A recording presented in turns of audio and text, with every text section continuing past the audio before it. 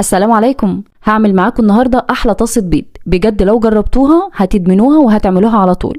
مش متخيلين طعمها حلو قد ايه، وطريقتها سهله جدا خاصه لجوع اخر الليل، وطبعا ينفع نقدمها كوجبه للفطار. تعالوا بينا نشوف هنعملها ازاي مع بعض. في طاسه سخنه نزلت بمكعب كبير من الزبده، عليهم 3 معالق كبيره من زيت الزيتون. اول ما الزبده تبدا تدوب معايا هزود عليها بصله صغيره واقلب، وبعد كده هضيف الفلفل الاخضر هقلبه بقى شويه كده مع البصل.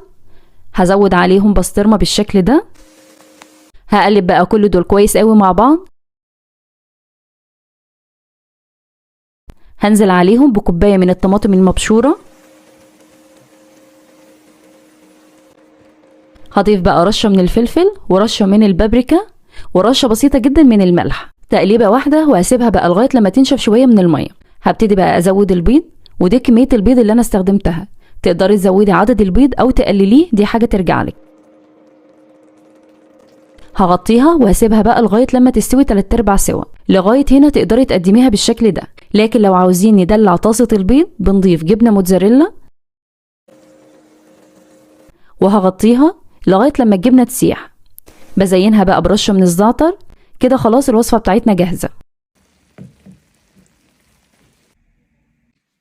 مهما اوصف لكم الريحه والطعم عاملين ازاي مش هتتخيلوه غير لما تجربوها. جربوها بجد مش هتندموا. بألف هنا وشفا لكل اللي هيجربها. مع السلامه. تحس اني فوق الثلاجة فوق السطوح فوق. إذا فوق الشجرة ها فوق الشجرة. لا والله احس اني نزلت.